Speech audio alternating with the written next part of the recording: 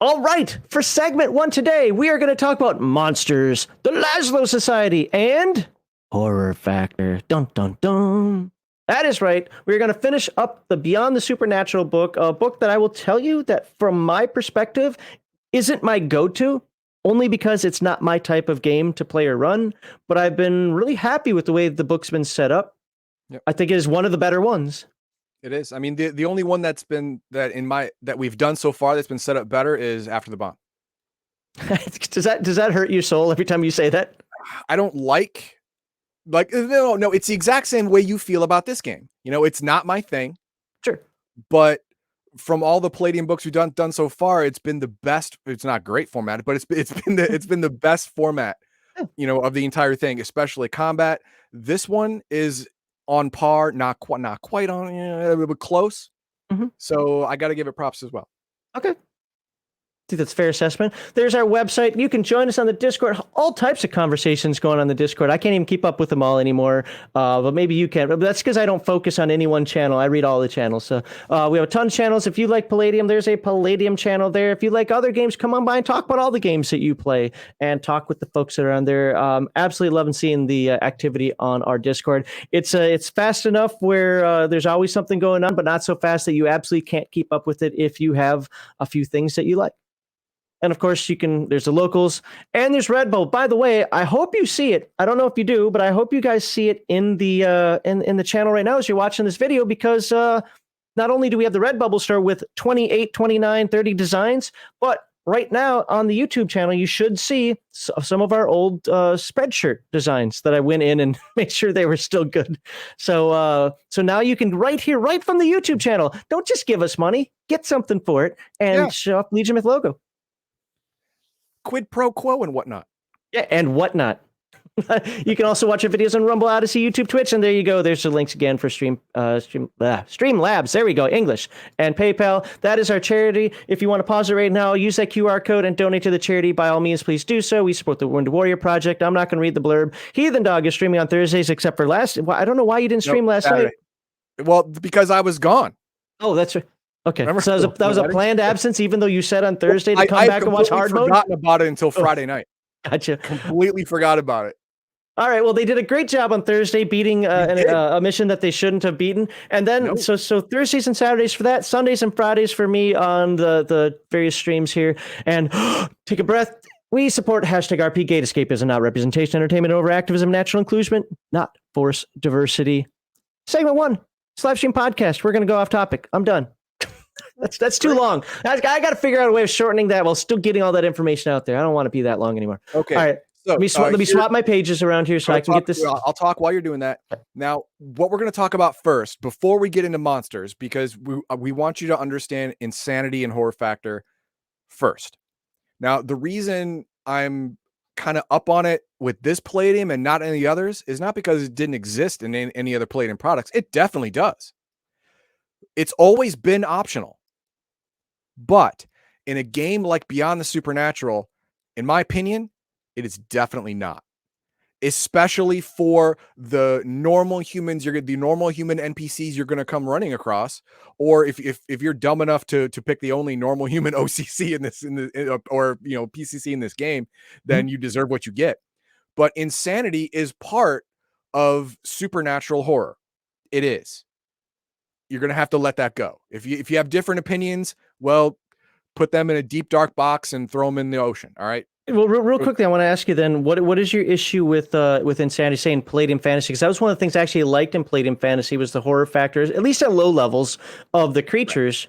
Because I didn't think it was absolutely necessary. That's why it's optional. Got it. I get it. You want to play with it, that's great. You don't, it's also great. But not playing with Insanity in Beyond the Supernatural is actually hindering the game. You're taking away a great aspect of the game, which is the psychological supernatural horror part of this game. And we're going to talk about that. We're going to talk about how horror factor works and what happens when you fail, what happens when you succeed, what happens when, or how you get an insanity or derangement. And then we're going to go into monsters, and then we're going to go into the society of the only good guys on the planet, the Laszlo Society. We're going to talk about that. I'm responding to one chat here. Yeah, that'd be like taking sanity rules out of Call of Cthulhu. Yeah. Yeah. You're hamstringing everybody by doing that. What page am I going to? 150. I have to star something here. Oop, okay, that question is starred for later. All right. Oh, that's zoomed out too far. Wait, 150. So, I mean, this 150. Got it. There we go. Insanity. There's a designer's note too. Yes, there is, and we're gonna talk about that. But everything I said just before is basically this right here. It's been optional. It is still optional, but 97% of players use it who were polled. So why not you? I don't know. Why not you? I got nothing. Now, of course, there's the now obligatory note that we're not making fun of mental problems. If mental problems, that sucks. It sucks. You know, bad, but this isn't you. This isn't real life. You know, if you really can't determine what's real and what's not, then playing this game is not for you. Psychotherapy is for you, and you should do that. I get he puts it in here as a CYA, so I don't blame Kevin for this. But this goes back to, remember in the '90s how like all the disclaimers were "Don't kill yourself when you play these games." I Right. thought every single one, every time I see anything like this, I think it's stupid. Like, you don't need a disclaimer to play a game. If you do, you're not in the right hobby. But again, like you said, it's obligatory. Everybody does it. So. Yeah, everyone's got to do it now. Okay, how insanity works. You start off, every character is completely sane. Start off the game, clean slate. You're fine. Now, as the game progresses and you see more horrible stuff, that could change. Now, there's a couple of ways for this to change. One is the horror factor, which we're gonna get into later. Scary things have a horror factor, and beautiful things have an awe factor. We're gonna get into that later. But the first way is you experience really bad stuff. If you experience really bad stuff, there is a chance you're gonna go a little nutter butters, and that's fine. That's fine. Most of these are still these insanities still make a character playable. Now, it's also very important for the game master to understand you're going to have to fudge this a little bit. I know a lot of people don't like hearing that. I use the table. I use the rules. The dice are God. And 99.99 ad infinitum % of the time, I believe that as well. But you could end up stacking one character with 18 phobias and insanities and all that stuff, and that makes the character not playable, or at least not fun. So what you're saying is you can't take a crazy from Rifts and put it in Beyond the Supernatural? See, that is the problem with the optional insanity rules. For someone like a crazy, it is not optional because it's their only drawback. If you're a juicer, you die in 2 to 5 years. If you're a crazy, you go insane. One of the things that I think stands out to me from what this book is saying right here is, and this I think is a good note for game masters, is this right here. Being scared out of one's wits is not grounds for insanity. No. Now, it does have factors, and we're going to get to that. Your mental endurance is a factor in the game master's judgment call. We're going to get to that in a second. But first, we're going to look at trauma. Okay. All right. It's in the bottom left-hand side of the page you're on. Psychological trauma. I'm sorry. Yeah. Psychological trauma. There it is.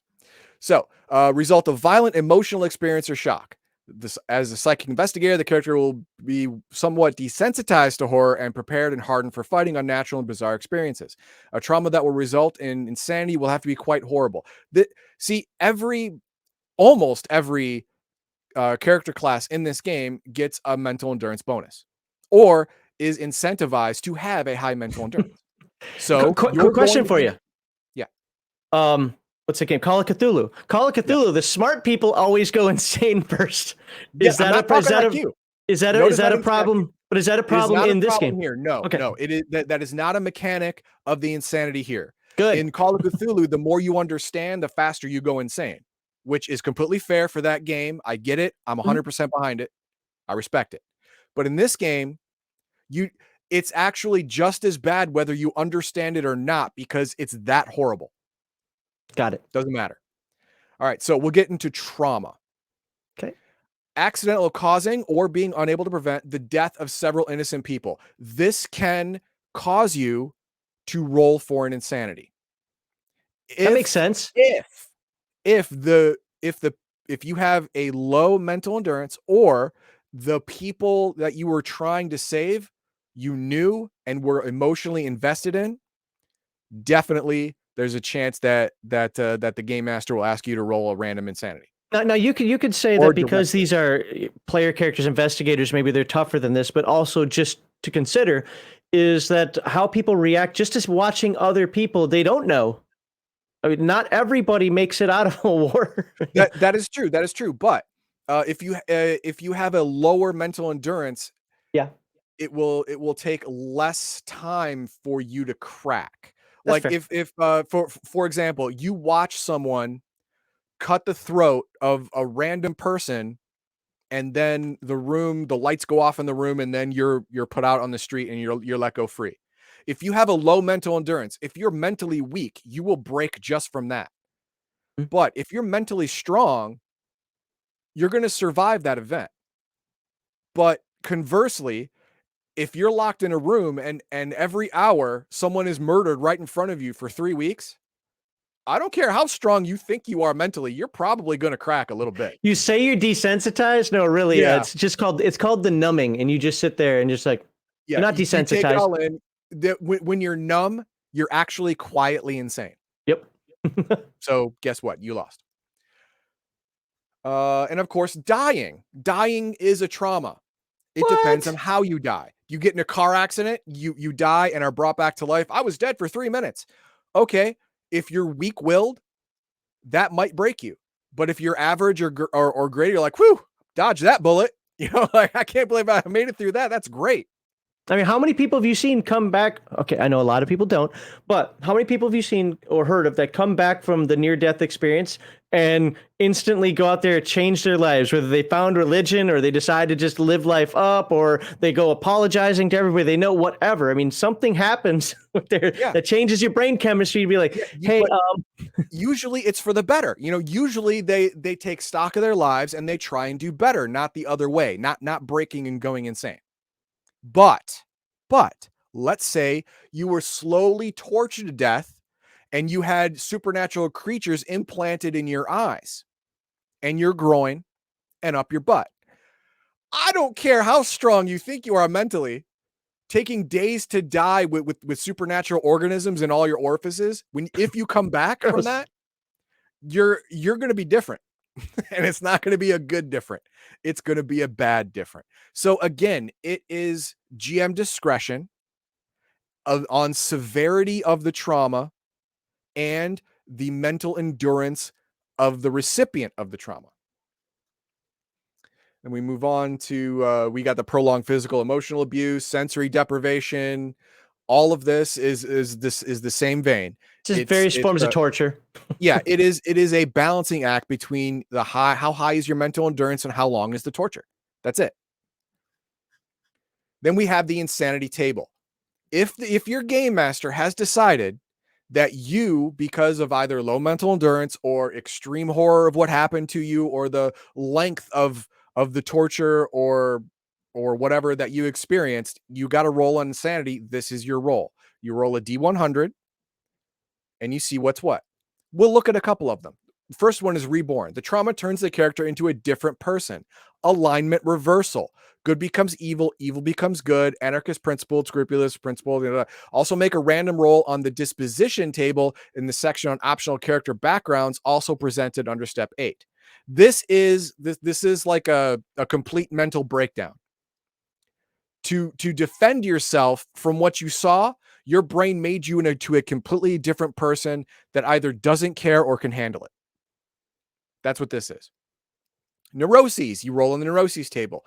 Compulsive liar, cannot tell the truth. You're a compulsive liar now. You become a kleptomaniac. You become obsessed with something. You get a phobia. Now, the neuroses, phobia, and the affective disorders should, in my opinion, should not be rolled. They should be tailored to the traumatic event to make it Okay. more realistic and more personal.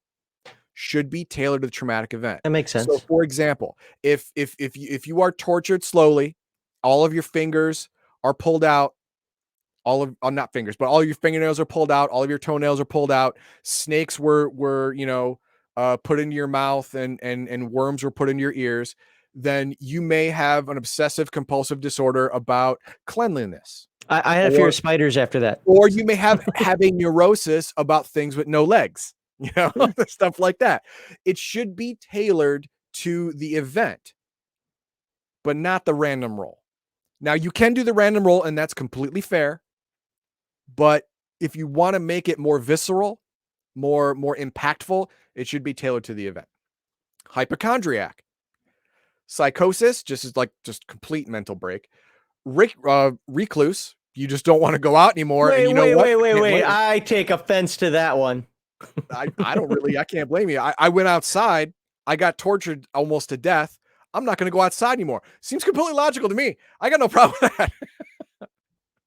Homicidal rage. This isn't all the time. This is you now have bouts of homicidal rage. Despite the name, characters often seems outwardly calm and composed, but is extremely intense and focused on revenge, striking out at a person or cause of his quiet, burning rage. May seriously hurt or kill someone without realizing it. Penalties. Cannot pull punch. I never do anyway, so that's not a thing for me. Will not dodge. That's a problem. Does an extra D6 damage in all physical attacks and does triple damage on a natural 20. You see, adrenaline pumped into your body by psychological trauma does give you increased strength. Oh, this is the PCP trip. This is this is more like the mother pulling a door off a car to get their kid out. You are so far gone outside your own brain that your body just says, F it, we're going to 110%. And that's what happens. But your mind is stuck there. You're stuck at 110%. You're going 100 miles an hour every second. Extreme difficulty controlling himself, stopping himself from going too far, becomes a target of insults or cut off in traffic. You now go into road rage, a brawl, oh God, it's bad. It's bad. This is not a berserker rage. Character can be reasoned with, but your initial response is always violence.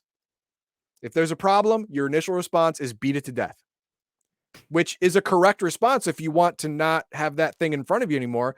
But for living in society, it's probably not the way to go. I'm going to say it's probably bad. And then we have addiction. You know what? Some people, when they go through great trauma, decide to numb reality. I don't know if I agree with this percentage. Only 5? It should be higher. You're right. Well, it's 6, but yeah. Yeah, but it should be higher because it happens a lot. That should be like 50%, and then everything else should be. Yeah. And then we have the affective disorders. How many of these are you going to cover? 60. Now, these are the subtables. These are the ones you shouldn't roll most of the time because it should be the affective disorder, the neuroses, or the compulsiveness should be tailored to the event. But let's look at the tables. Just a couple of them. Okay. Mania. The character is highly motivated, positive about himself, and admires his abilities and capabilities. He is endlessly energetic, but ignores his own limits and makes rash, impulsive decisions. Becomes perturbed by criticism or any suggestion of inadequacy and blames others for his mistakes and shortfalls. It's a teenager. Yeah, basically, yes. Think of the next one, which is bipolar, but you never come down. That's what this is. This is manic without the depressive. Bipolar, wow, minus 10% on skill performance? Yes, because you are so sure of yourself, you're not trying as hard as you could. That's the idea. You're so confident you're going to win, you're not giving it your all because you don't need to. That's why the minus 10% is there. Bipolar, exactly what you think. It's manic, which is the 1 through 10, mania, but also depressive, which depressed, feels sad and fear and unmotivated as if mired in glue. Penalties, -1 on all perception rolls. You're just not very observant because you're stuck in your own head. -3 on initiative. You're not very quick to react because you're stuck in your own head. -1 on all combat moves. Same thing. -20% to all skills. Now, being overconfident is not as bad as being underconfident. Knowing you're not going to make it anyway is worse than thinking you're going to make it and not trying as hard. it's worse. So you have a minus 20% on all skills. And then we have moderate anxiety, severe anxiety, and feeling good.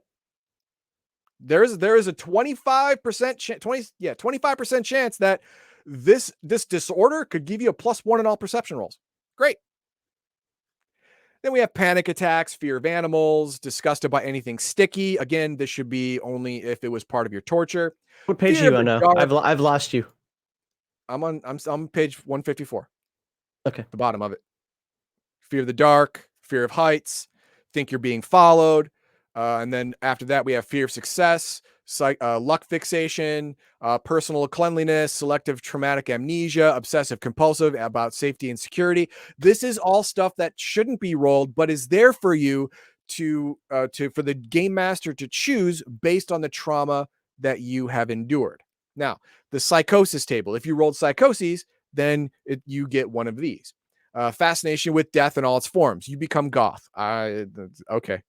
What? You become goth. Right there. Yeah. Okay. Paranoid, manic depressive, paranoid schizophrenic.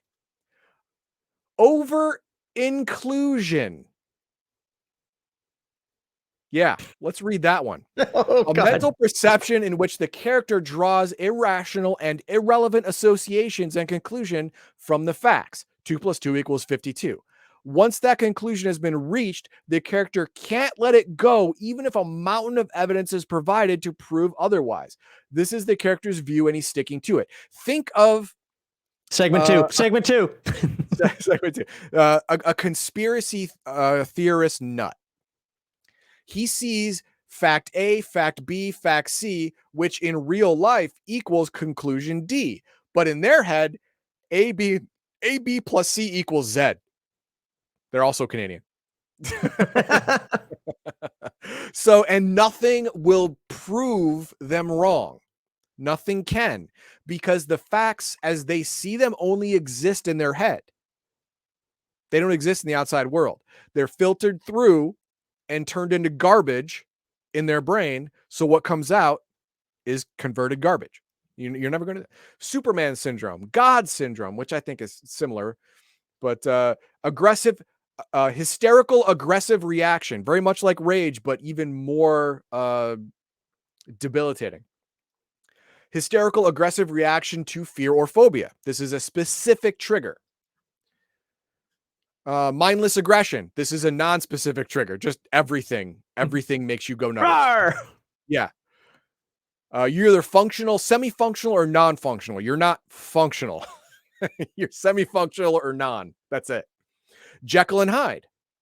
Become a psychiatrist. Yes, all psychiatrists are crazy. Palladium proves it. You literally have to roll insanity to become a psychiatrist. It's great. I'm thinking that it's more about self-diagnosis and being the friend who thinks he's a psychiatrist. But I'll go with Heath and Dog on that because I agree with him. Nah. Okay, and now here's your phobias. Now again, random, should not be, should be tailored to the event. We have phobia of contamination, phobia of pain. Who doesn't have a phobia of pain? Okay, stop. I love it. No. Jesse Ventura's character in Predator. He ain't got time to bleed. That's fine. Okay. He doesn't have time a to phobia duck? of pain. Everyone else doesn't like pain. I am pain averse. I'm sorry. That's the way it is.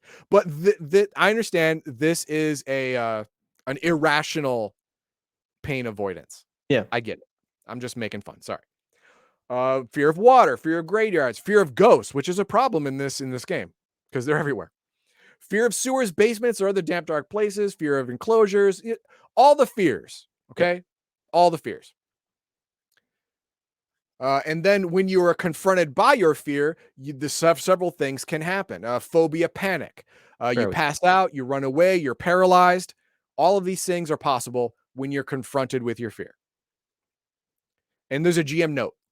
When dealing with the supernatural, will constantly send characters into scary, horrifying, bizarre, and deadly situations. But it is only the most horrifying and unexpected experience that may create a phobia or insanity. Remember, the characters will be prepared and hardened to sights, concepts, and creatures that might bedazzle the mind of a normal, unsuspecting person. Remember in the beginning when I said this insanity thing more affects the NPCs because they're normies. They are not ready for this. They are not mentally prepared for the things that go bump in the night to be actually real and hungry for flesh. You are. You're a little hardened. It's fine. Here's your obsession. Again, shouldn't be random, should be tailored to the trauma. Oh, David Obsession with the Duchovny. opposite sex. You either love or hate the opposite sex. Feminism falls into this. Secrecy. Either prizes his secrecy above all else or abhors even the thought of keeping a secret. Timeliness, wealth and money, high technology, magic and magic items, which is great for this game because there is no magic. Specific object. That was a dig at Kevin. Specific object, item, or animal. Appearance, danger, food, alcohol, a specific person. Okay. Specific supernatural predator or trickster, specific supernatural demon, gambling, love or sex or romance, not love, sex or romance, revenge, solitude, crime busting or monster stomping. I like monster stomping. There we go. If a good, unprincipled, or a barren alignment, the character loves to be a hero and is obsessed with stomping out crime and or monsters and evil everywhere. If is an anarchist, miscreant, or diabolic, the character likes to think of himself as a criminal mastermind and engages in criminal activity and undermining law and order whenever he can. So, Mr. Bond. yes, exactly. I was going to go the other way as a caricature. Austin Powers has this as crime busting. Dr. Evil has this as criminal mastermind. They are so far up their own asses that they are caricatures of what they actually should be. That's their mental disorder. Power and leadership. And these are all obsessions. They're either an intense, irrational love, desire, or something, or an intense hatred or loathing. You and the game master get to choose which one is more appropriate. All right, but you're probably going to get one of them. It's fine. Cures for insanity. Okay. You can be cured. You can be. It is possible to come back from this, just like in real life. Okay, maybe not cured, but is it cure or workaround? Yeah, it's more, living with. Yeah, adaption. Adapting to. Yeah. First, I say affective adaption. disorders and neuroses. Therapy and counseling by a psychologist, who's also insane, by the way. We already know that. Requires a minimum of 3 months of therapy with the following result: 1 to 29, no effect. You're not done yet. You're still cookie dough. 30 to 69, half cured. The character feels the occasional return of the old neuroses or disorder when under stress. There's a 48% chance you will fall back when your stressor or trigger is in your life. That's fine. Okay. 70 to 100, total cure. The thing is, you can keep going to the therapist. You get a roll every 3 months. Every 3 months, you get a roll. And there's a good chance that after 3 or 4 times, you're going to roll a 70 or higher, and you're going to be cured of one insanity. Now, if you might have a laundry list, well, that means you got to go back for the other one. Curing psychoses. Therapy and possible use of hypnosis and drugs are known to control mood swings, depression, schizophrenia, and paranoia and stress. This is known. I'm a schizophrenic. I take a pill. I feel better. You're not cured. You just feel better. Treatment by a psychologist requires 4d4 months of therapy with the following results: 1 to 33, nothing. Another 6 months of therapy, you get to roll again. Well, no. What's going to happen is the GM's going to roll, but still wants the money. Oh, we need another 44 months. Pay. It's not that it failed. It just hasn't worked yet. That's right. That's it. 34 to 68. Psychosis is replaced with a phobia, which is not as bad. It's not as bad. No, I said it could be an improvement. You never know. Yeah. It's probably not as bad because psychoses are usually worse than phobias. And 69 to 100 total cure. But really, you will cure a psychosis with a roll of 34 or higher. You no longer have a psychosis with a roll of 34 or higher. And curing your phobia takes a lot less time. Only 3 months per roll instead of a 4d4 for the first roll and 6 months every other roll thereafter. Curing phobia is an obsession. There is no known cure for these conditions, but prolonged or repeated exposure to the object of one's fears in a controlled environment, along with counseling and drugs, can lessen the intensity of the fear, making it less irrational and manageable. Treatment by a I just psychologist want to say requires. interject here for something though. Yeah. I can because people say this about me, like, oh, prolonged exposure, that should work. No, Well, you also have not been under the guidance and direct treatment of a psychiatrist or a psychologist for your disorder. short So, term. okay, It's more testing, but yeah. Yeah, it's not testing, it's not treatment. You haven't been through the treatment. Maybe there's a treatment that is There'll be some like hurt people if they do that. Orwellian scary, but hey, it's a treatment. So 1d4 months of therapy and you get to roll. 1 to 39, no effect. Another 1d4 months. 40 to 88, fear is lessened so the character can function normally, but still does not like the object of phobia. There's no game mechanic that's bad about this. So a 40 or higher, you're fine. Oh no, 40, 88, I have to role play being a little more afraid than everybody else, but it doesn't affect anything. So just do it. I like that 89 to 100 though. Fear is intensified so that there's a 50% likelihood that the character will become completely paralyzed until the source of the fear is removed or the person is physically removed from the location. Now, remember, earlier in the pages, there was a chance of basically a 30% chance that you will become paralyzed when you get into your phobia. This is an extra roll that happens first. First, you got to roll the 50-50 shot of being paralyzed. Then you roll the regular one for a 30% chance of being paralyzed with fear. So it's bad. Yeah. And then we have addiction. The character drinks, uses drugs, get high because he must. He is ill, cannot tell when he's had too much, craves booze or drugs because the world sucks. Always triggers the entice the act to get high, failure, fear, rainy day, whatever. Everyone's got a different trigger, and it's usually common. They're not true reasons. You're just sick. Counseling, therapy, and an abstinence are the only means of fighting addiction and staying clean and sober. But you notice we haven't talked about how to cure that yet. Remember that. Let's put a pin in that. Let's move on. Personality modification while intoxicated. This is while you are on drugs or while you are drunk, which is a lot of the time if you have this as a disorder. These are all the different things you have to role play. And this should be random rolled because a lot of drunks and drug addicts, it depends on the day, depends on the time. They could be happy. They could be sad. They could be very passive. They could be. I'm pretty confident. I mean, again, mine's not a phobia or an insanity or whatever, but I know how I get when I'm drunk. I'm down here at the 86 to 90. Hyper. Okay. Yeah. You rike out. And then there's totally wasted. This is staggered drunk. It doesn't matter how you feel because you can't physically do anything anyway. So you're at minus 75% on all skill performance, no bonus for combat, minus 10 on all perception initiative, and reduce the number of attacks per I can still do it by 2. You can't slap me. Exactly. Yeah. It doesn't matter how you act because your actions have no meaning because they're going to fail. And then if you've gone more than 24 or 48 hours without your addictive thing of choice, you go through withdrawals. But you don't get any minuses until the first week, which is wrong because a real alcoholic after 24 to 48 hours, they start getting the shakes, they start getting the sweats. That happens. But this one's the first week, minus 20 on all skills. Second week, minus 10 on all skills.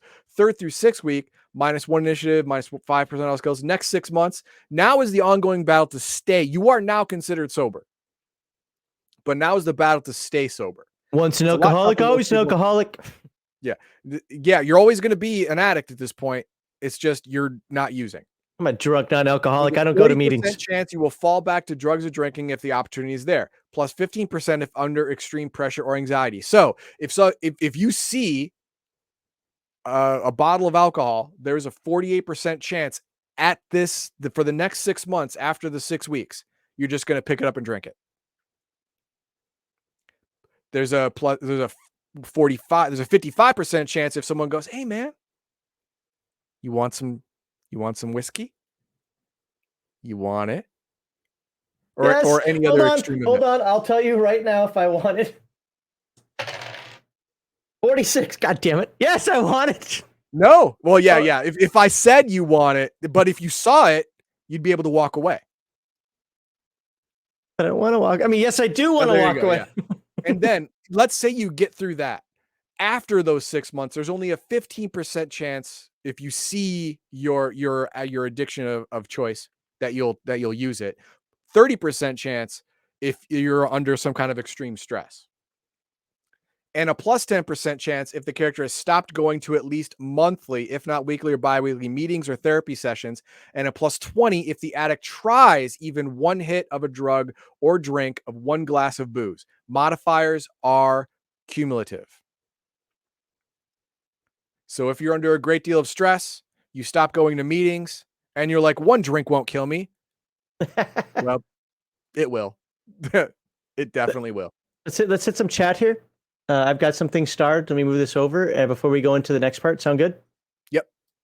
All right, got a few chats. So just so the Fat Gamer knows, yes, I've got your question. We're gonna do it in between the segments though, because it's or maybe at the end of this one, just because it's not exactly for this. But yes, we will answer that question. So Patrick Buckley says, "But what if I want to start as a paranoid schizophrenic?" No.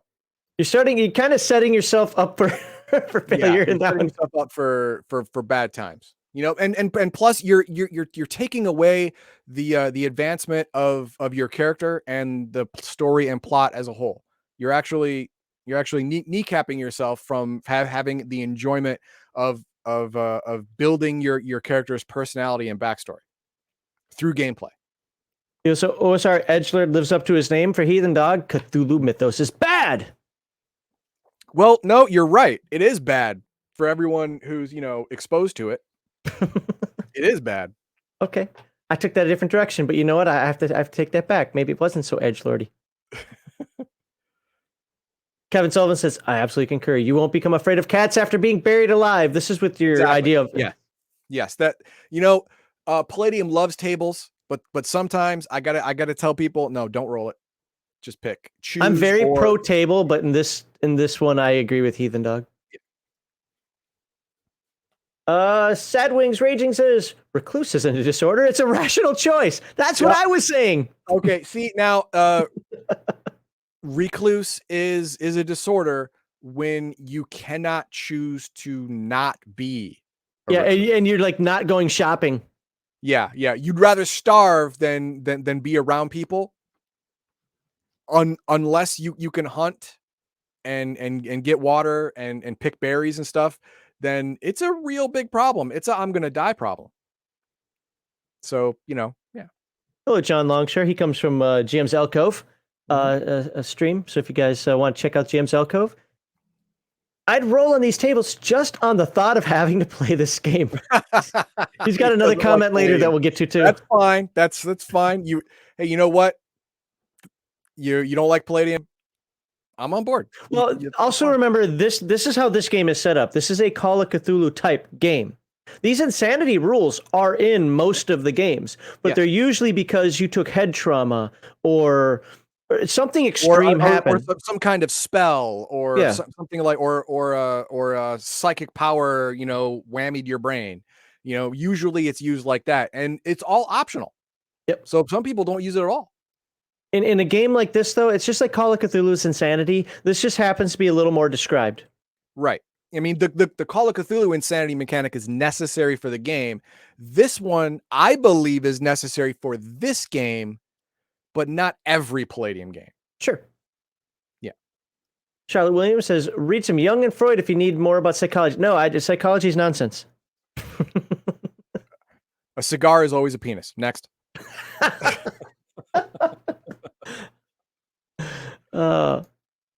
We're going to get hate for that one. Okay. Oh, talk about hate. Go ahead and put up our subscribe thing before I go to the next one. Oh, yeah.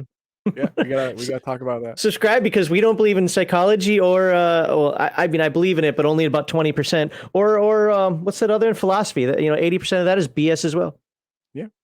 There you go. With that, CBK Ply says, my book, he was saying that his book, the percentages are different. Well, I can tell you that this book was bought a week before we started this live stream, and so does the most current version. Your book's wrong, sir. It's wrong. It's wrong. John Longshore says, so do the RPGs you play actually include this? Thinking I wouldn't want to play this. Or would want to play this. I think he meant wouldn't, but I could be wrong. Why would I want to play this? Okay. Thinking, why would I want? Yeah. Okay. Sorry, I read it wrong. Here's why. This game in particular is the only one that I believe that insanity is a necessary mechanic. The reason being is because you are faced with things that are literally extraplanal, and your brain is not made to process it. It comes from the fourth dimension, and your eyes only see in 3 dimensions. When you see this thing or interact with this thing, it is going to screw you up. And remember, everything at the beginning of the book that we talked about disappears. So you know it's real, but you have no you can't proof. prove it. That's even worse. That's even worse. No one will believe that it happened. So that's going to push you further down a rabbit hole if you're already started down one. The quick version, though, is it's just the type of game this happens to be. This is a Call of Cthulhu horror style game. So. Right. Heroes Unlimited, I don't use it. After the Bomb, don't use it. Palladium Fantasy, maybe if you saw a great old one or an Alien Intelligence, I'd use it. But for the most part, no, don't use it. You know why? Because in most fantasy games, life is hard across the board. You have a 50% chance of your child not making it past the age of 5. That's why they had 10 kids. Because at the end result, you'd only get 5 of them, and you needed someone to work your farm when you were old. It's always cheap labor. It's always about the cheap labor. Life is hard, therefore the people are hard. So it takes a lot more to rattle them to the core than people who are soft. So Palladium Fantasy, I don't use it. Unless it's an extreme circumstance, because life is hard, therefore the people are harder. All right, what else we got? Got 2 more. Okay. I'm saving all the ones from the Fat Gamer until in between the segments, just because I think that better time for it. So you have to be crazy. You have to be crazy to play this game. No. You could become crazy by playing this game. There you go. There it is. That's what it is. And Omanel says, and this one I actually want to talk about for a second. Retire the character if it isn't fun and roll a new one. Okay, now I will say yes. A player at any point can decide, I don't want to play this character anymore. But don't take your ball and walk away or some namby-pamby bullshit like that. No. Talk to the game master after the game and say, hey, listen, I got a stack of phobias longer than a drug lord's rap sheet. And this is no longer any fun for me. So I don't want to play. Maybe the game master can counter and say, okay, maybe, you get some breakthrough therapy and, we lose some of this stuff right here. And if you're still adamant, then work with the game master for a proper exit for your character. And also that'll give you time for you and the game master to make a new character, and you can start over. I caution one thing though. That's fine. What? Don't cry that you got a phobia or something that you don't like. Yeah, no, come on, man. It happens. Like I said, between 1d4 and 44 months of therapy, you could get rid of it. So it's not game ending. Right. If you have a laundry list of the crime lord phobias that I was talking about earlier, that's partly the game master's fault, because in the beginning of this section, it said the game master should be careful about stacking phobias on people. Yeah. Just let it go. Well, he should roll a phobia. He's got 3 already. Let it go. Just let it go. I mean, I can see a situation for both where you let it go. I can also see a situation like, nope, I think this is pretty horrifying because you keep putting yourself in those situations. But but he's already so nutter butters. It didn't actually register in long-term memory. So I'm going to put up one more comment. I don't have it started yet, but I did see it come in. So let me unstart that. Let me go out here. And it's only because I want to make a point about something here. So the Fat Gamer says, hey, Max and Heathen Dog, I actually suffer from a bit of schizophrenia and paranoia, and I think you guys are handling insanity, and the way you're talking about is pretty good. Well, I just got to let you know up front, because pretty soon we're going to say something that you might not agree with that statement. I use it's just everything in my life. I use humor as deflection. So if I make an inappropriate joke, which is a disorder in itself. Yeah, it could. Just a minor one. But that's how I handle it. I mean, we talked about that with the Mark McKinnon thing, where where we showed his this on the Friday Chill stream, where he showed his video of the medical issues that he had when we were actually raising money for him for his Kickstarter, and I had to pause. I'm like, I have to pause right now because this is where I'm going to say I'm going to inject a joke. I'm going to inject something just simply because that's how we handle it. So just as long as everybody understands that everybody handles this a different way. I've seen people laugh at death. I think that is really freaking weird, but that's how they handle it. So yeah, laugh at a funeral. There was a Bare Naked Lady song about that. I don't know, but Darth Theek has this one. The whole reason for downtime in a game is PCs deal with things. That's right. The many game masters don't properly use the time skip mechanic. You don't have to have one adventure right after the other, right after the other, right after the other. That's a good way to burn out. No, you have one death-defying adventure and then 3 months of doing your normal life. And then you have another death-defying adventure. But during those 3 months in D&D, you are monitoring your stronghold. You're proselytizing to the masses. You're building your church. You're building your thieves guild. By the way, we're going to go to page 169 next. Okay, so you're doing horror factor next? Yes. And in Beyond the Supernatural, you're getting therapy. There you go. Time skip your therapy. Roll a D4. Boom, I rolled a 2. Well, we're going to do a 2-month time skip while Jimmy tries to deal with his fear of air. Okay. Do that. That's fine. Okay, horror factor. All monsters and supernatural creatures have a horror factor. The horror factor represents either the hideous appearance or its overwhelming aura of evil and power, or a combination of the two. Oh, here you have both. Whenever a human or mortal encounters one of these terrors, the character must roll a 20-sided die to see whether or not he or she is momentarily stunned by the sheer horror of the thing. This horror factor roll might be thought of as a saving throw or a mental parry. Fortunately, the character only needs to roll for the first melee round of each encounter, not every melee round of combat. See, this is not connected directly to insanities. You don't fail your horror factor check and become insane. No, if you fail your horror factor check, you become momentarily startled, stunned, dazed, whatever.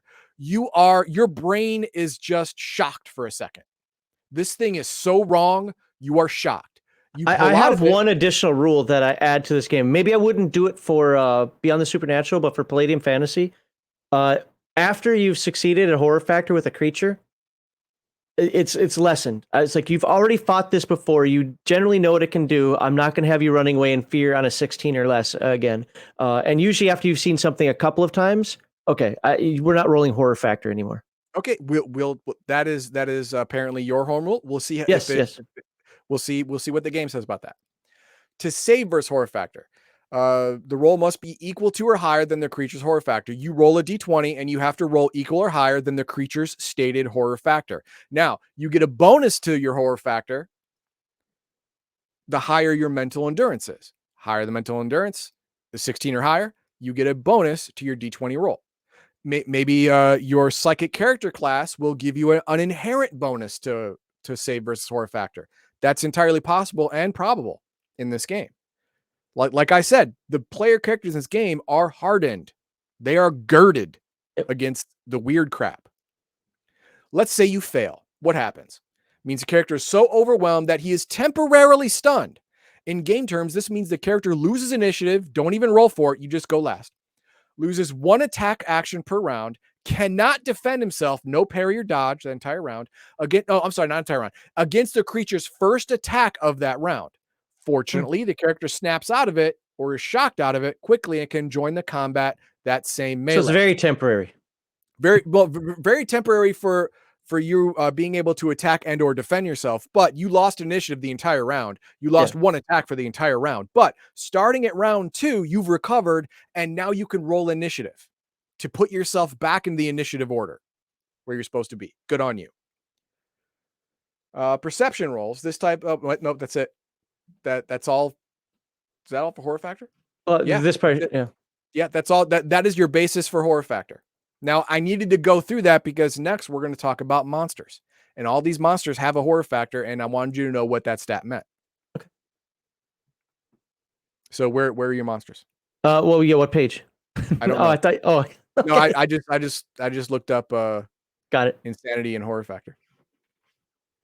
That's why we I do this. imagine it's toward the back. Why does it take so long to like scroll back? I've waited 5 seconds before it does anything. Monsters are toward the end. I know that. Character creation. Here we go. Oh, there we are. Page 226. Oh yeah, right there it says. Well, okay, so we're gonna lose Laszlo Society, which is 220. Got it. Yeah. So 227. Hey. And All right, we're just going to cover a couple of these things. It's just about talking about what kind of monster in the game. Also, don't want to give too many spoilers out for game masters who will run stuff. But hey, this is in the main book, so if your players are creating characters anyway, they probably looked at this section. Go ahead. Take it away. Oh, you want me to read it? Oh, okay. Oh yeah. All right. See, I have not studied this, so I'm going to be reading it word for word. It's time to change how you, especially game masters, think about monsters. Uh-oh. I have to change how I do things? There it is. The creatures and beyond the supernatural are intended to be more than just big, ugly brutes to kill and be killed. So who is mentioning murder hobos in chat? Okay, got it. Oh, there are its share of slobbering beasties to fear in battle, but most are insidious and terrible creatures that often work behind the scenes, manipulating and terrorizing their human victims. In fact, you'll find that many of the monstrous beings in Beyond the Supernatural, including predators, delight in tormenting and terrorizing their victims before making a kill. Oh, it's horrors from Earth Dawn. Well, no, the reason being is because if you are afraid, yeah, you actually, your blood tastes better and all that weird crap. I reiterate, horrors from Earth Dawn. Yes. Yeah. Okay. Yeah. So, and that, dear readers, is the essence of horror and suspense. And by the way, that's why I don't really run these type of games. I'm not good at maintaining horror and suspense. I'm good at being visceral. I'm good at being graphic. I'm not good at maintaining the horror and suspense. So any creature can look nasty and tear a character's head off. But these creatures, big and small, powerful and puny, enjoy terrifying and tormenting their victims. You're playing Dead by Daylight. And in turn, that's what makes them so horrifying. A chainsaw or axe-wielding co-ed slaying psycho. Oh, there we go. Okay, co-ed slaying psycho, inspired by any number of splatter-style horror movies, is acceptable inspiration for inhuman fiends. Well, thank you. It's more than just a gimmick for good storytelling and suspense. It is the very essence of supernatural evil. You know what? At first, I was kind of joking about this a little bit, thinking that it was a little silly that this is in here. But now that I think about it more and more, I actually think this is an important part to put in, because otherwise, I think people would just run them like, yeah, it looks mean. It's got gnashing of teeth. It's got blood dripping from its its fangs or some crap like that. But then kind of go on. They'll miss the whole build up for it. Yeah, I mean, so does a regular wolf after just downing a gazelle. I mean, it would be the same thing, but this is not supposed to be that. This is a higher level of horror. Where do I want to be? So think about the level powers these demonic fiends possess, especially creatures of myth and legend, let alone characters from modern films. A solitary vampire or lesser demon could waltz into an office building and just go room to room, killing every single person they encounter. 100, even 1,000 people could be slaughtered in a short time, and no one, let's emphasize that, because emphasize there, and no one would be able to stop it. So why don't the monsters do so? Why don't these supremely powerful evil beings just do as they please and kill whomever they desire? Because the masquerade, we all know that. Whenever the answer is simple, it's not in their nature. Oh, bioessentialism. Yes. Oh my God. Oh, anyway, it's not in their nature, and their nature is pure evil. This is why I tell people, even in my D&D games, you're not going to kill a vampire.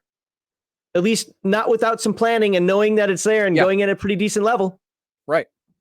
Because and not only that, most of these creatures live the adult version of forever, at least 50,000 years. Alien intelligences live at least 250,000 years. Just being murder hobos, that's boring.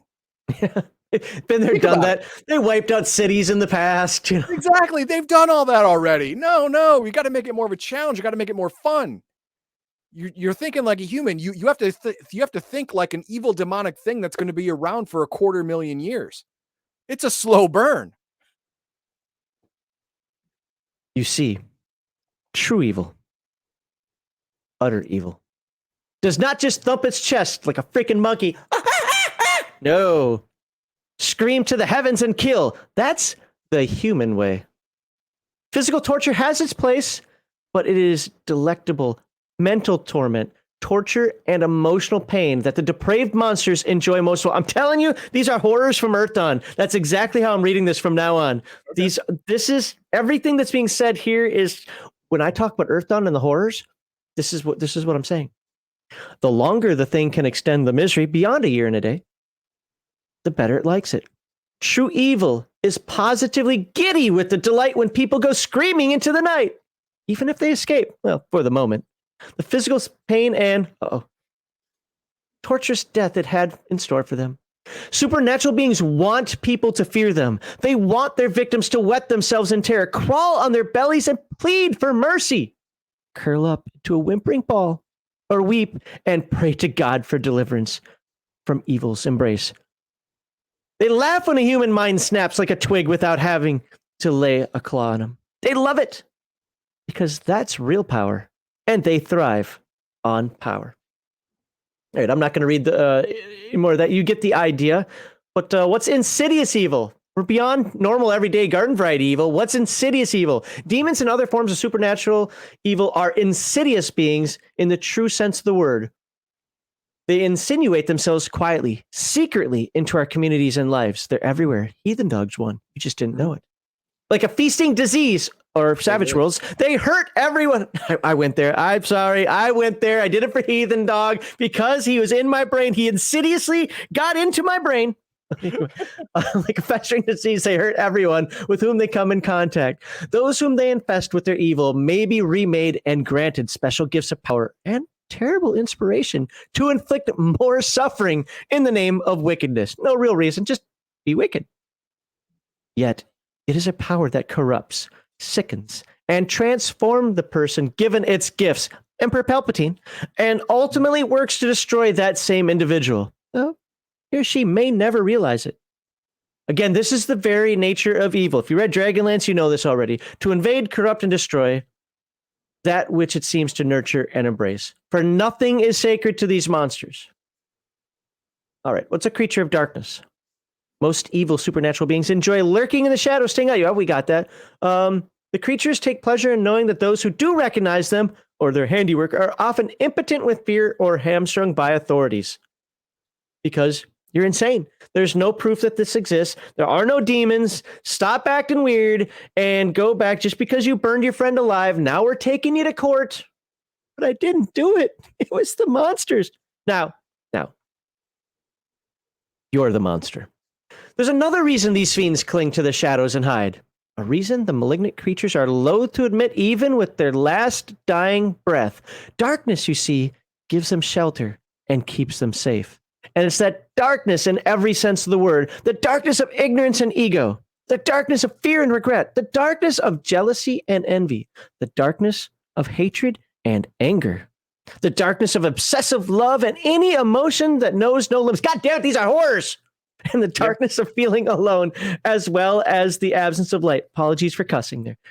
Or all of it keeps the creatures hidden. Scroll, pause, dramatic pause. And safe. I thought you said insane for some reason, but safe from those with knowledge, weapons, and special gifts that can flush them from their hiding places and hurt them. Safe from people like these weirdos who are trying to investigate them. Like those presented in the book, who choke back their fears and find the courage and camaraderie to enter the dark hiding holes, gain some insanity, but still go out there and destroy the monsters lurking within. For no matter how powerful, cunning, and malevolent the supernatural beings may be, they're all tragically flawed on many levels. Okay? Either psychologically or physically, there's always a way to win. It's very much like Kirk's idea of the Kobayashi Maru. Doesn't believe the no-win scenario, but the thing is, he does believe you can lose because you weren't clever enough, you weren't smart enough, you didn't see it in time. So you still could die from a supernatural creature because you didn't notice its flaw, you didn't properly exploit its flaw, or you just got unlucky. So what are the vulnerabilities of the supernatural? Well, they have odd vulnerabilities or weaknesses. And again, these are I just threw my dice on the ground. These are tropes that you'll find in fantasy games, in anything to do with this type of a genre as a whole, where it always has a weakness of some sort. So what can they be? They can be the light of day, vampires, right? Fire, symbols of God in all its forms, lightning, electricity, to inane items which there's no logical and natural reason, like my trolls that are actually vulnerable to wood. Just Or something out there. What's that? Or a great old one is oddly vulnerable to a yellow marble. Like, I don't know, whatever. There we go. As long as there's a way to find out what that secret is, it's Right. it's okay. Such life-threatening weapons may include a piece of wood or bone, a peach pit. Oh, there's his marble. Particular flower, blossom, root, herb, a clove of garlic, salt, silver, etc., etc., etc. Other supernatural beings can only appear during a specific time, day, month, year, century. Only when the blood moon rises on a Tuesday, the 2nd. At Stonehenge. At Stonehenge. Still others may only appear during storms or other celestial magical events. We wouldn't know about that, though. Others are only empowered when they possess a human or mortal host, or take some other physical body. So this is like your angels and demons now. Right. The traditional angels and demons. Yeah, they don't have physical bodies to take them over. Yeah. You get it here. I'm not going to read all of this here, but you get it's a lot of the tropes. The ghost that's tied to a building. It's just go into read some books. How about if I just say that? Read some books. You'll find these tropes exist everywhere. Supernatural evil is also flawed as intelligent beings because they are not whole. They're depraved and incomplete abominations composed of vileness and villainy. Here, let me make this easier for you. They're the personification of evil stereotypes. Pick one. And there it is. And it always has a psychological flaw. I mean, the theological and psychological idea behind that is that they are complete darkness, but whole people are a mixture of good and bad. There is no person in the world, unless they have brain damage, that is all good or all bad. There's always a little bit of light or a little bit of dark, even in the extreme cases. These are not humans. These are not mortals. These are supernatural personifications of pure evil, which means there is no light. They are unbalanced creatures because of it. They're always going to have psychological flaws that can possibly be exploited. And one of life's ironies is that the knowledge about these monsters makes them less frightening, at least to the men and women who have dedicated their lives to combating supernatural evil. In fact, many paranormal investigators are surprised to discover that some of the most malevolent and cruelest creatures of darkness are actually minuscule in stature. They're the pea baby out there in Belgium, where everybody's like, oh, you got to go see it, got to go see it, got to go see it. And you'll walk by it if you don't know to look for it. It's like, that's it. Anybody knows what I'm talking about? You've traveled. Again, I'm not going to read all of this. You guys are getting the idea. That having been said, supernatural beings are never to be underestimated. There exist creatures of incredible size and power. Some even wield the power of a god and command legions of lesser evil beings and wicked humans, though they tend to be the most insidious and elusive of them all. Or they may be the pea baby, the one that you ignore. Fight like cornered animals. Okay, the many faces of evil. So we talked about this a couple episodes ago about the ranks of the supernatural creatures. That's right. All right, let's hit the chat and then see if there's anything in there. Sorry, I don't want to cover it word for word. There's no reason to it, but I think that hopefully that got across the importance of the supernatural evil and how to represent them in the game, maybe differently than what you would in a like a fantasy game. So, see, what did you star for chat? Well, I get that up. Bring this over here. Can't see anything now. All right, so starred chat. We got a few of them. Skip those ones. Again, we'll get back to you. All right. Anyone who burns out murder hoboing time after time is insane. Okay, yeah, I think I got it. And that's the irrational aggression psychoses. Those are literally murder hobos.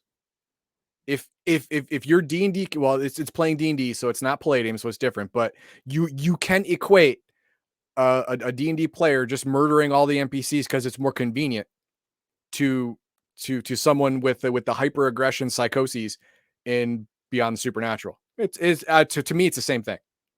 Fair. Cool Raven says Nightbane Shadows and Light has some expanded rules on horror factor that are pretty cool. That sounds like a supplement, so we probably won't be covering it. But Fair. Nightbane is the next game we are covering. So that'll start in 2 weeks. Oops, nope. I think I accidentally deleted the wrong one. There we go. Nope, I didn't. Okay, good. Hey, Max, got your book today, and we'll be opening it later this week on camera. Thanks again. Well, thank Kevin. I'm glad that I facilitated you getting that. Appreciate that. But Kevin's the one that donated those books to everybody. I just have to pay for shipping. So there we go. And I'm glad. Hopefully yours was signed, but apparently they've been signed by the entire crew. So that's awesome. And that means you're the third person to confirm the receiving a book. There's only one person who hasn't got back to me about possibly receiving a book. So that's awesome. Congratulations, and hope you enjoy it. Jinx. Sweet. I haven't missed Max's rant. What did I rant about? Well, no, it's not segment 2 yet. Oh, okay. I got it. Oh, I thought it was. See, I was like, what was I ranting about? I mean, yeah, I did say a couple little words, but I mean, that wasn't really a rant. So. All right. Oh, yeah, and there will be rants in segment 2. Dorothy, at Legion Myth, would you use random charts from Nightbane for creating characters in order to make monsters in this game? That has to be answered by that gentleman below who actually knows Nightbane. See, the creatures in the evil supernatural creatures in Nightbane are interesting and cool and stuff, but the reason they're in Nightbane is because they were made to fight the heroes in Nightbane.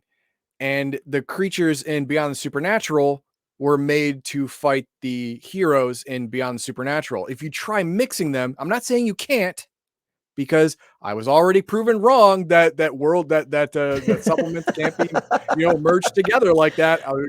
I disagree with that. I don't think you were proven wrong. I still stand by the fact that it is an option, but you don't have to take it. And he didn't seem convinced that is even one that you should take. Yeah. See, Kevin proved me wrong without saying I'm wrong. So, that's how it worked. Okay. He did it without saying it. I'm trying to help you out here.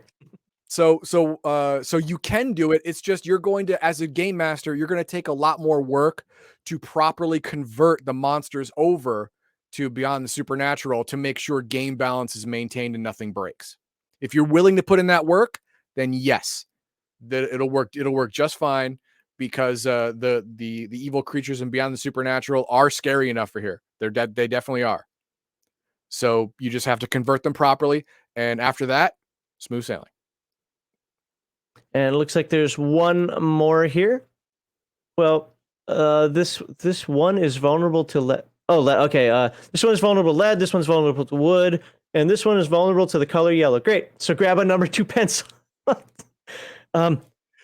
Little pedantic fact here for everybody. That's not lead. But that will work against a vampire. Against a Palladium vampire, a pencil through its heart will not kill it, but it will immobilize it forever. That's the question we ask Kevin the next time he's on. Does a super soaker stop vampires? Yes. No, it can't kill them, but it will damage them greatly. But they regenerate so freaking quickly in rifts that it's worthless. Yes, I remember Bob talking about that. You could stop the entire vampire invasion with super soakers. I'm like, that better be done. Stall the entire vampire invasion with super soakers. And in the Vampire Kingdom source books, they do commonly use what we use as riot tools. The giant pressurized hose to hose down civilians. They do that to vampires just to slow them down and bottleneck them. All right, I guess I'm gonna have to zoom. Wait a minute, I don't have to zoom out on this, do I? Now we're going to talk about the Laszlo Society. I don't want, again, this one is not something to read word for word.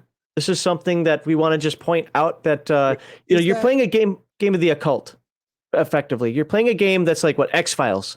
You're going to have your secret society in there. Oh, Charlotte Williams, to answer your question, so we had a giveaway last week. We've had a couple of giveaways for Palladium books. And we had Kevin Simbita on last week, and he helped us give away 4 hardcover books, as well as 2. We did the four hardcovers the week before.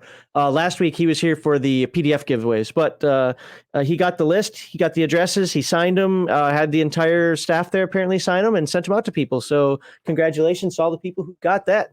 I don't have one signed by everybody. I'll get you one. Aw. Yeah, when are you going? Give me all my As soon as my son goes to school, so I can go to school during the day and stay there for a couple hours. Give me all my stuffs. All right. So I don't know how much of this you want to actually cover, because I don't think it all needs to be done word for word. No, I think it doesn't. But I will say that the Laszlo Society.org is a live website. It's a forum. Okay, that also, for the Rifts people, it's been beat into my head. I've got to say this, that the Laszlo Society is what helps confirm that this is the predecessor to Rifts. Yes.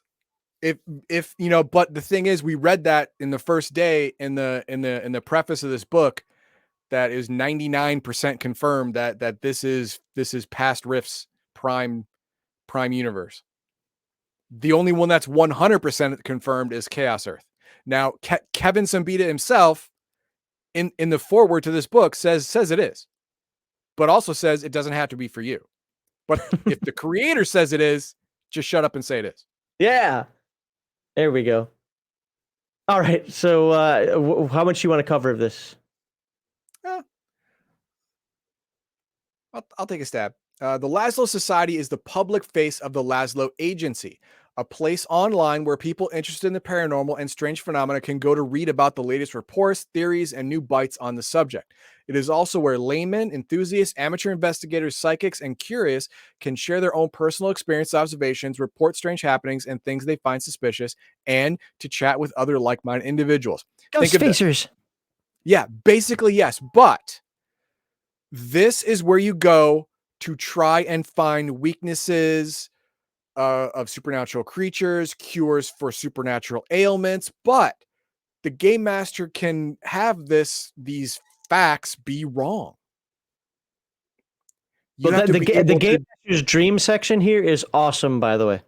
Okay, well, you do that one then. Okay. But all of this stuff in the Laszlo Agency website can be wrong, but it can be right. It's more of a starting off point, a jumping off point for your character to start their own big book of bad things. Didn't you play an MMO like this? The Secret World? Something like that? No. You and Al, I played it a long time ago when it first came out, but it was basically hunting down demons, and you had to do the research on them. And I don't recall. Oh, okay. At this moment, I don't recall. The majority of people who visit the website are just curious onlookers. Others are true psychics, researchers. Anyone can join the Laszlo Society and visit the chat on the website. The casual visitor can read about cases, true life events. You know, they can also talk to others online who share an interest in the paranormal. The Laszlo Society website is also used by professionals and serious devotees of the subject to share and exchange ideas. The thing is, you have to be able to discern, you know, the wheat from the chaff, stuff like that. And your character starting off at level 1 is not going to be able to do that as well. So it's great for the game master to throw out red herrings. And more importantly, reports of strange and suspicious incidents. This is also a great hook for the game master to get the characters into a specific adventure module or something that the game master made up himself. I'm hypnotized by that light. You are. I know. It's right. It's really weird. But there you go. There's the actual Laszlo Society. This looks like a PHPB forum that I used to run a long time ago. Yeah, it is. It is old school, but that's exactly what you would think a fringe website forum would be. It's not active though. Last post is May 26, 2021. Well, it's not very active. I've seen ones that are older. Yeah. Okay. How do I get back? Uh-oh. How do I go back to my... Oh, wait, is that? Nope. Back there. All right. Oh, now I'm back. What page is that? 121? Yeah, something like that. Nope. 221. There you go. All right, go ahead for the game master section. Your game master's dream. And here's why I say this is a good chapter. This is probably stuff experienced game masters already know. But you know what? There's sometimes we need our memories jogged, and this is also it's good to let younger, newer game masters open up the floodgates of imagination and just grab onto their inner demon. So game masters use the Laszlo Society as the fabulous and unique resource that it is. In the game setting, it is a place and a means, a plot device where you can plant clues, suggestions, ideas, and information to launch new adventure or to advance a stalled one. Hey, John, listen to this. We should check it out. This is the way. Look at what Ghost Man Mike heard about.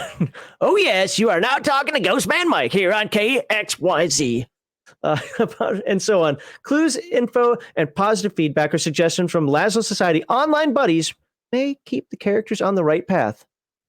Yeah, this article confirms. This reminds me of that first Doctor Who episode, or the first season of Doctor Who, the guy with the conspiracy theories all the time.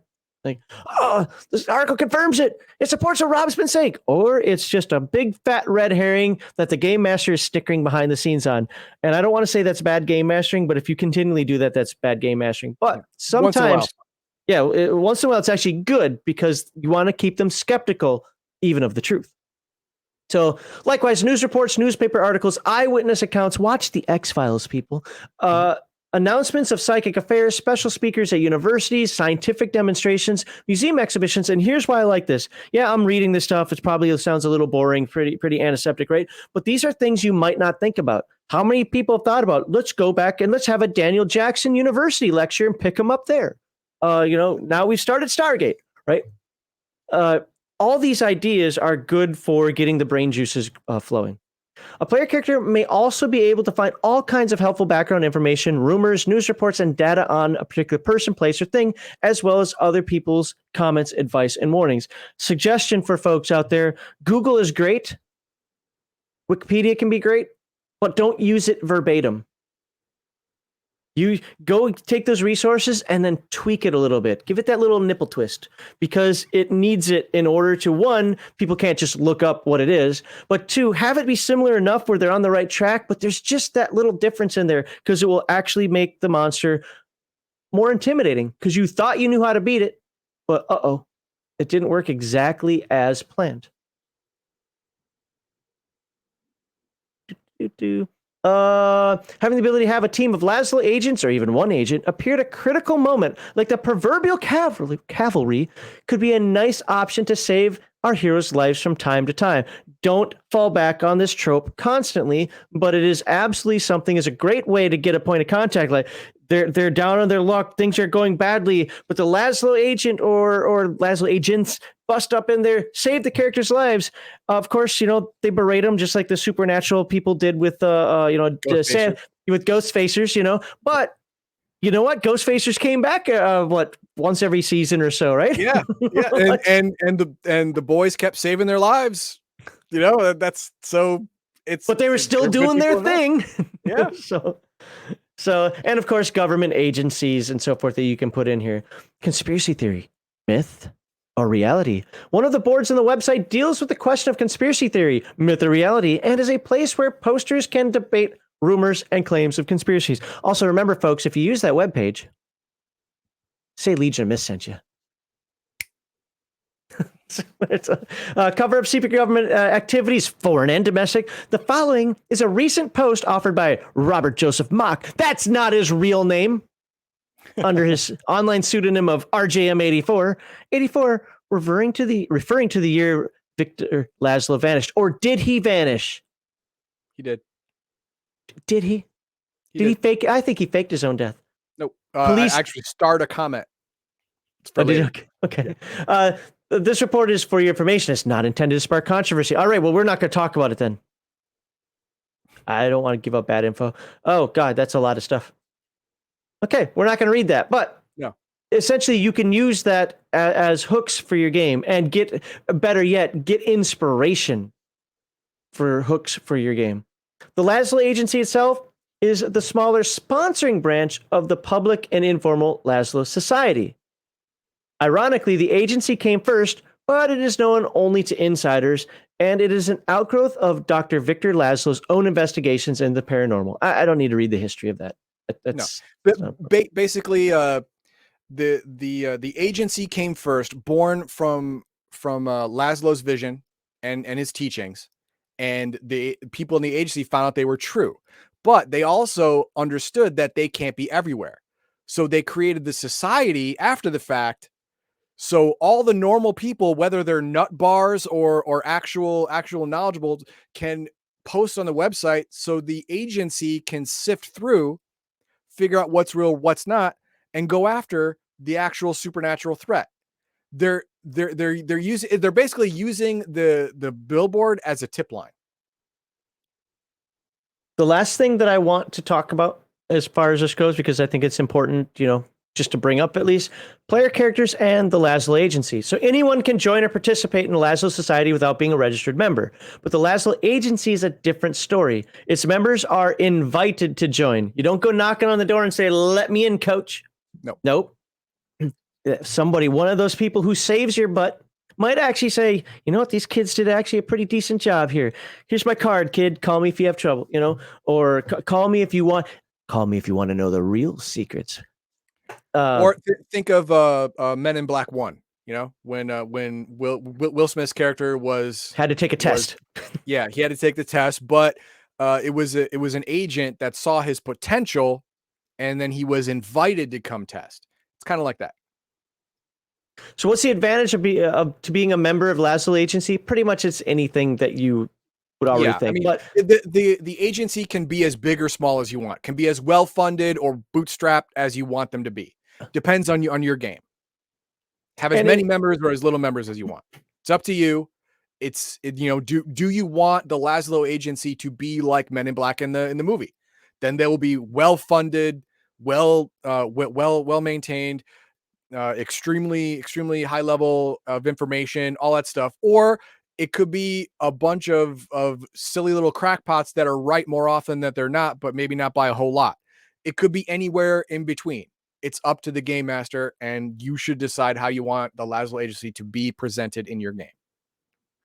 It does give a pretty decent background here, like just as an example, more than 7,200 books and historical text dealing with supernatural. Basically, if you want to find it, and like Heathen Dog said, also depending on how it's presented, to you, maybe you don't have access to all this on day one. Maybe there are 100 books you're allowed to get to day one, because it's like the Sith holocrons, right? The more you know. We have to be able to trust you with some of this information before we let you get down there. But it will be a resource where you can help facilitate an adventure, let's put it that way, and your activities as an agent. And I don't think I really want to talk about anything else, because everything else here is just kind of lore. It's very game mastery and campaign specific. And this is fake news right here. Don't believe it. Ironically, because Victor Laszlo's books have remained in print for going on 3 generations, many of his theories are now widely accepted.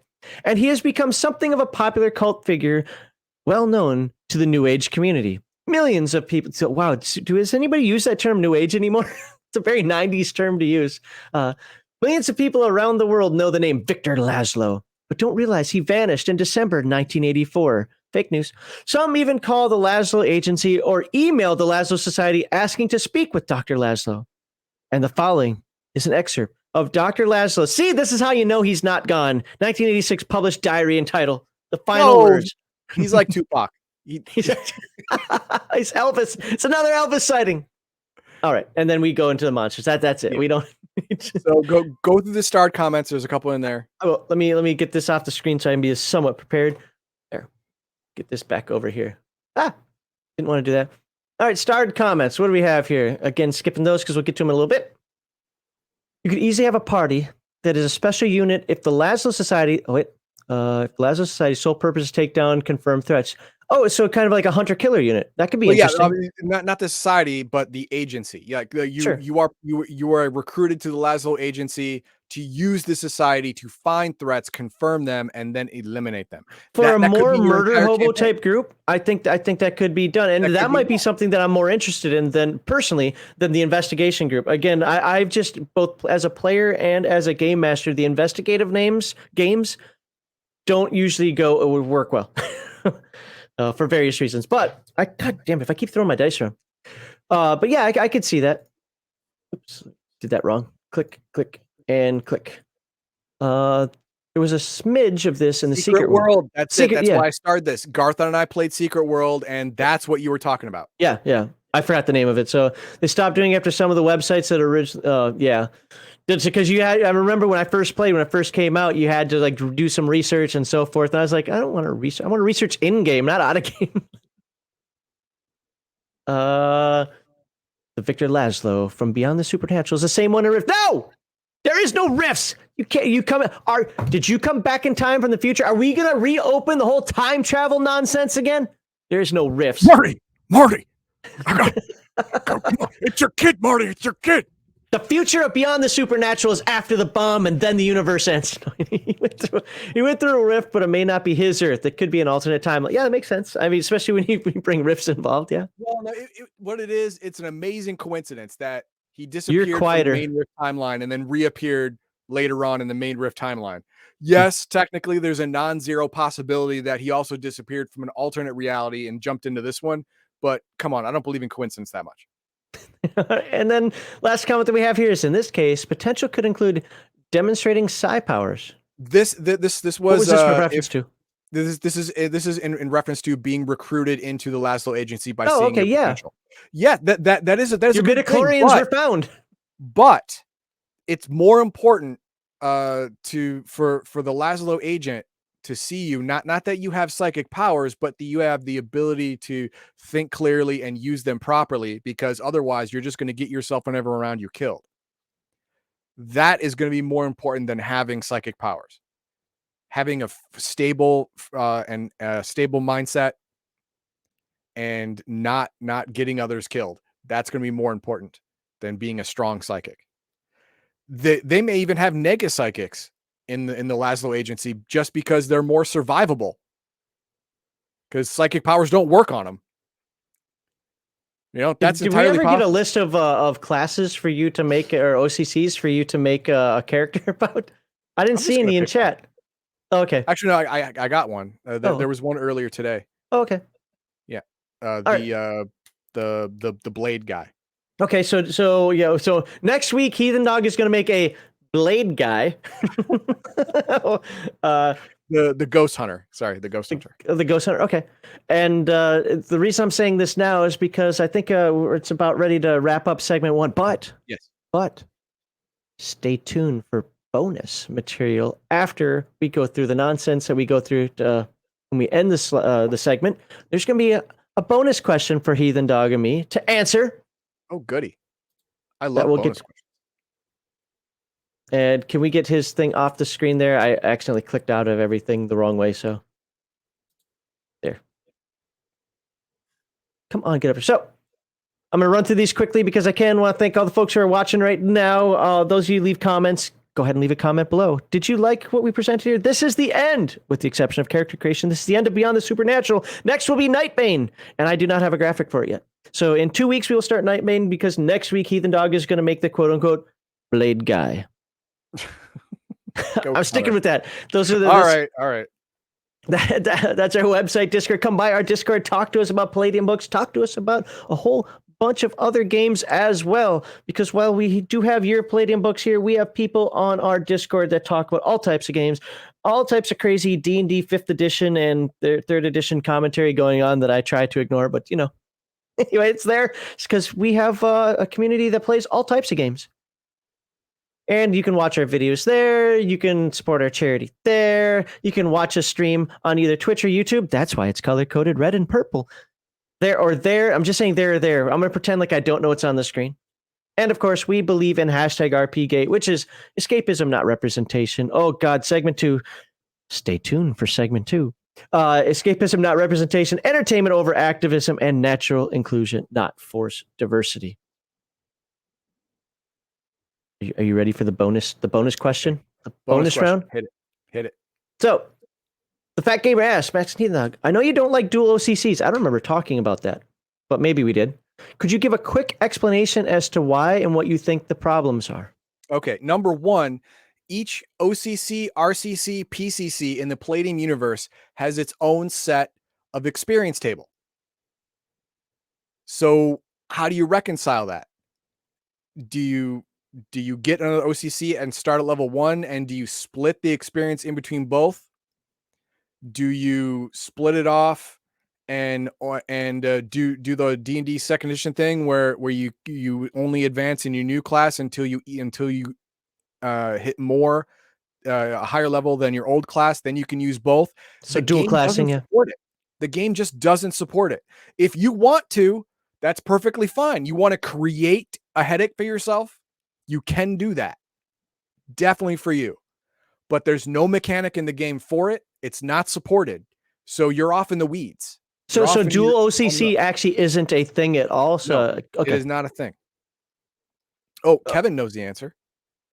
Well, we'll wait to see if he puts it in there. My answer is going to be a little different than his, because his is more mechanical. Mine's more spiritual. I'm always the spirit of the law over the letter of the law, and I know your role. If you want to play a game that allows you to just grab skills and make generally the character you want to make, however you want to make it, then play a skill-based game. When you play a class-based game, whether it's I don't like multi-classing or dual classing in Dungeons and Dragons either. I certainly don't allow multi-disciplining in Earthdawn, but it's in the rules. I don't care. Know your role. That's the way I see it. If you want to play a more open game, then play a more open game. If you're playing a class-based game, play your class. Now, that doesn't mean that there can't be more OCCs. I'm not necessarily against that, though I will say that in my experience, Palladium pretty much has the OCC coverage. I don't think I've really found too many Palladium games where, man, they're missing this here. There is a niche that they're not hitting. Never hit that. Now, I will caveat this in the Rift's conversion book. There are rules for gaining an OCC. Okay. From systems that didn't have it, like Heroes Unlimited doesn't have OCCs. Right. So when you go to Rifts, there are certain OCCs you can adopt, like Mercenary or Glitter Boy Pilot if you get yourself a Glitter Boy, or Vagabond or Rogue Scientist, stuff like that. Stuff you can start off at first level of experience after gaining enough knowledge from someone teaching you, just like everyone else in Rifts. So there's mechanics for that. Okay. But it's not really dual OCC because you came from a game that didn't have OCC. You're getting your first one. So that if you want to introduce the idea of double OCCs, then you can use the Rift's conversion book #1 as a jumping off point for your personal rule set for your table homebrew. And that's kind of what Charlotte Williams was saying in her comment as well. And that's the thing. What you do at your table is your own business. I hate that I have to say this now or people get angry, but what you do at your table is your business. So just because I don't like it doesn't mean you shouldn't like it. I don't like it because I think it breaks the spirit of a game. And I am much more in tune with the spirit of a game, the lore of a game, the setting of a game than I am in its ones and twos. At the same time, like Heathen Dog said, you start messing around with stuff like that. It's kind of a butterfly effect. You change this here, you change that there, you add this other thing. Not only have you created a headache for yourself, but what are the unintended consequences of that? Yeah. But your mileage may vary, and that may be a fun time for you. So you do you.